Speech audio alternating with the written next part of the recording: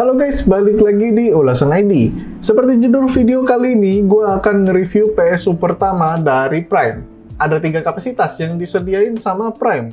Ada yang 650 Watt, 750 Watt, dan yang paling besar sekarang ini 850 Watt. Sebelum gue baca spesifikasinya, gue akan jelasin apa aja yang akan kita dapetin dari pembelian PSU Prime ini. Sewaktu kita buka, kita akan dapat power cable, kabel TIS, dan juga baut mounting. For your information, PSU dari Prime ini ketiganya udah full modular ya. Jadi kita akan dapetin kabel dan PSU-nya secara terpisah. Kabel dan PSU-nya sendiri dapat pouch yang membuat kesan power supply ini adalah power supply yang premium. Untuk kabelnya kita dapetin yang 1x24 pin untuk MOBO, 4+4 pin x 2 untuk CPU, kabel SATA-nya 2, Molex-nya kita dapat 1, dan untuk GPU-nya 8+8 x 2. Untuk informasi, kabel yang kita dapat nih sudah tertera di box power supply ini berdasarkan kapasitas power supply yang kita beli.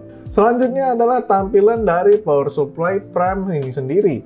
Tampilannya sendiri terlihat solid yang didukung sama build quality yang sama solidnya. Di bagian samping kita akan lihat logo Prime yang cukup besar, kapasitas power supply-nya, sertifikasi 80 plus gold, dan juga keterangan kalau power supply ini udah pakai Japanese capacitor. Untuk kapasitor ini memang salah satu komponen yang paling sering dimention sama para pembuat power supply merek lain. Selain itu, di atasnya terdapat juga satu buah fan berukuran 12 cm untuk mendinginkan komponen dari power supply Prime saat sedang menyuplai daya ke PC kita. Di baliknya terdapat informasi yang lebih detail mengenai power supply ini, seperti DC outputnya, dan juga ada beberapa sertifikasi yang banyak banget. Di bawahnya lagi terdapat informasi seperti pure power dengan single 12 volt untuk menyuplai daya ke VGA agar para gamer yang sekarang ini membutuhkan banyak daya yang cukup besar. Kemudian hasil ketahanan dengan tes MTBF dengan suhu 40 derajat dan mampu berjalan lebih dari 100.000 jam. DC-to-DC converting teknologi juga disematkan di power supply Prime ini untuk menjaga arus, ketahanan, dan juga suara yang dihasilkan. 80 plus gold adalah sertifikasi yang diberikan oleh Prime ke power supply ini dengan tingkat efisiensi lebih dari 90% pada keadaan daya yang digunakan di bawah 50%. Dan lagi-lagi, Japanese capacitor kembali dimention pada stiker informasi power supply ini. Ngomong-ngomong soal kapasitor, Japanese capacitor yang dipakai di power supply ini adalah kapasitor bermerek Nichicon. Kapasitor ini berfungsi untuk menjamin penggunaan jangka panjang dan melindungi power supply dari perubahan arus listrik yang kebanyakan bisa merusak komponen kita. Next adalah dimensinya. PSU ini memiliki lebar 15 cm dengan panjang 16 cm dan tinggi 8,5 cm.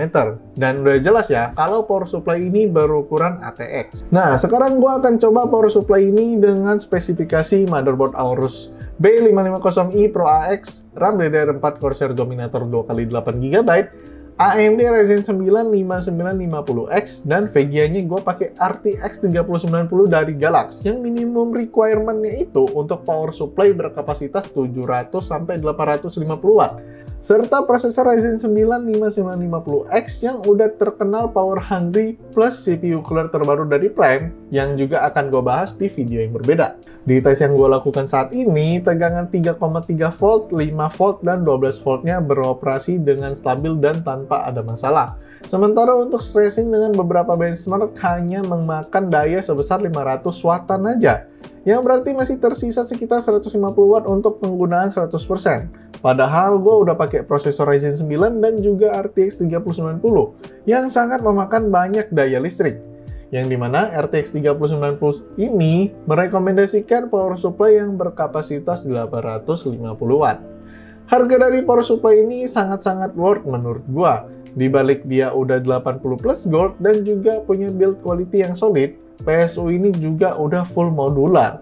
Dengan harga yang cuma 1.190.000 untuk kapasitas 650 watt, 1.290.000 untuk yang berkapasitas 750 watt, dan 1.450.000 untuk yang berkapasitas 850 watt. Ini sih gila, karena kalian nggak akan dapetin power supply dengan harga segitu untuk berbagai macam standar yang udah dikasih PSU mahal-mahal lainnya juga. Gue juga yakin kalau PSU ini akan jadi buruan karena murah banget dan punya kualitas yang bagus juga.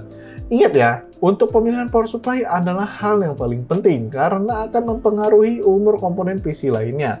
Mungkin sekian aja video gue kali ini. Kalau kalian punya pendapat atau pertanyaan untuk PSU ini, bisa kalian tulis di kolom komentar yang udah tersedia. Sekian dari gue, Ricky. Bye!